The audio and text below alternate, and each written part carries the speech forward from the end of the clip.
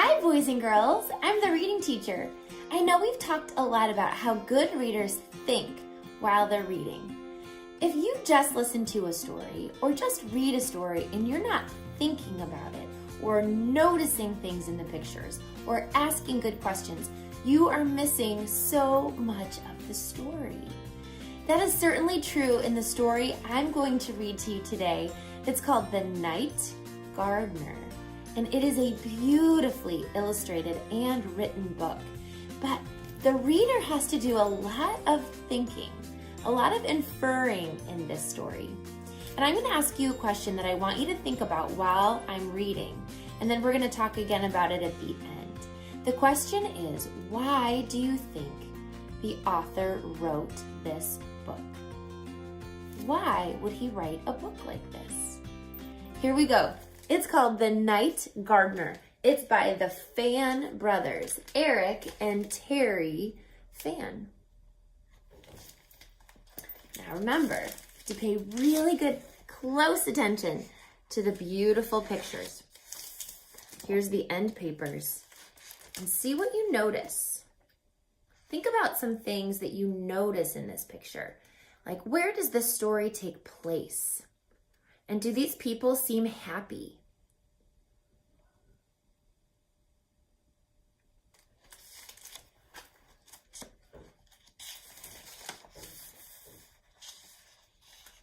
And here we don't see any text. It's just pictures. I'm noticing an old man with some tools, and he's got a ladder. And here's a little boy, and he looks like he's drawing an owl. The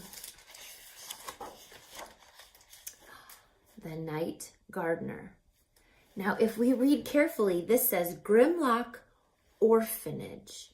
Do you think that the boy that the man saw lived in this orphanage? Looks like it might be the same house, doesn't it? And do you know what an orphanage is? It's a place for boys and girls to go if they are missing their mom and dad. If their mom or dad have died or can't take care of them, they could go live at an orphanage. It's a place where boys and girls can go to be taken care of. William looked out his window to find a commotion on the street. He quickly dressed, ran downstairs, and raced out the door to discover the wise owl had appeared overnight, as if by magic. William spent the whole day staring at it in wonder. Is anybody thinking or remembering what he was drawing the day before? And look, do you think that is the one who cut the owl from the trees, out of the trees? It could be. And he continued to stare at it until it became too dark to see. That night, he went to sleep with a sense of excitement. Oh, there he is again. I wonder what he's seeing in this page that's going to give him inspiration for his next masterpiece. Before, it was the owl, but I wonder what it'll be this time. The following morning, William was not disappointed. Wow. I love the cats are sitting on top of the cat. Every day, William discovered a new topiary. Next was a friendly rabbit, followed by a pretty parakeet.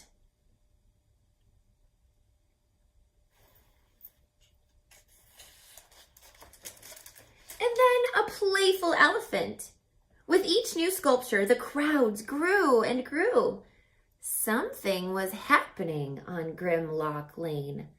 Something good.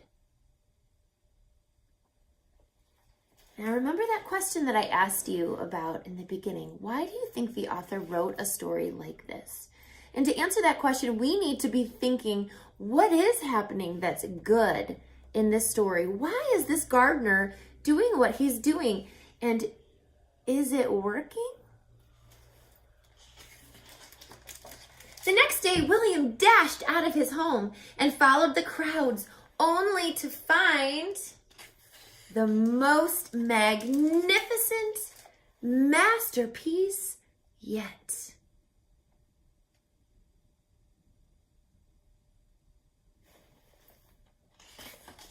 Festivities continued long after the sun had set. As William was about to head home, who does he see? He spotted someone unfamiliar. Could it be?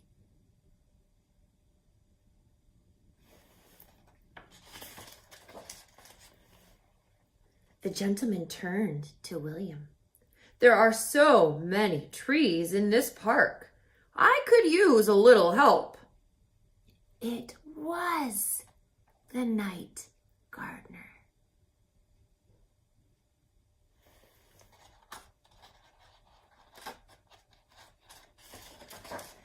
Under the light of the full moon, they worked deep into the night.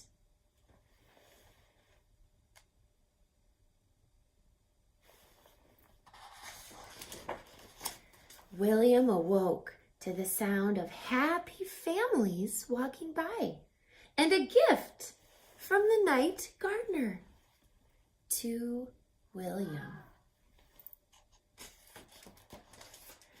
The whole town had come out to admire the night gardener's and William's hard work. Wow. A whale.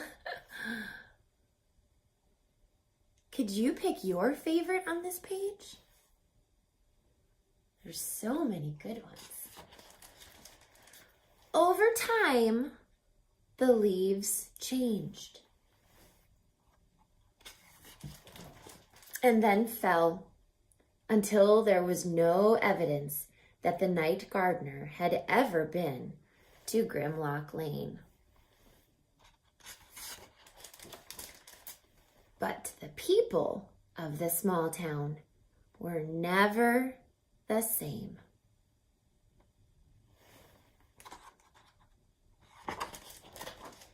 And neither was William. All right, now I told you that we oftentimes have to use the pictures to help us do some thinking, right? And the question that I had asked you was, why do you think the author wrote this story? And it has a lot to do with the message and why the night gardener was helping this town. And do you think he was helping this town? Let's take a look at this picture. This is the very last picture that we see of the town. And let's compare that to the very first picture that we see of the town. How has it changed? So why do you think the night gardener was doing what he was doing? And do you think it worked? So why do you think the authors wrote this story? Do you think it's because if the night gardener could make some people happy just by a little bit of kindness and sharing his talents, do you think that the authors are trying to tell us that we have that same ability too? That we can make others happy with our small talents and our small kindnesses? That's what I think. That's what I think their message is in this story. And I absolutely think this is a beautiful story. I encourage you to go to the library and check this out so you can look at the pictures even closer. Boys and girls, I hope that you have a wonderful day and keep reading. I will see you soon. By the way, if you haven't subscribed to the channel, go ahead and press subscribe and even press that little bell. And I think that will ring every time I upload a new story so you can listen to them as they come out. I'll see you later.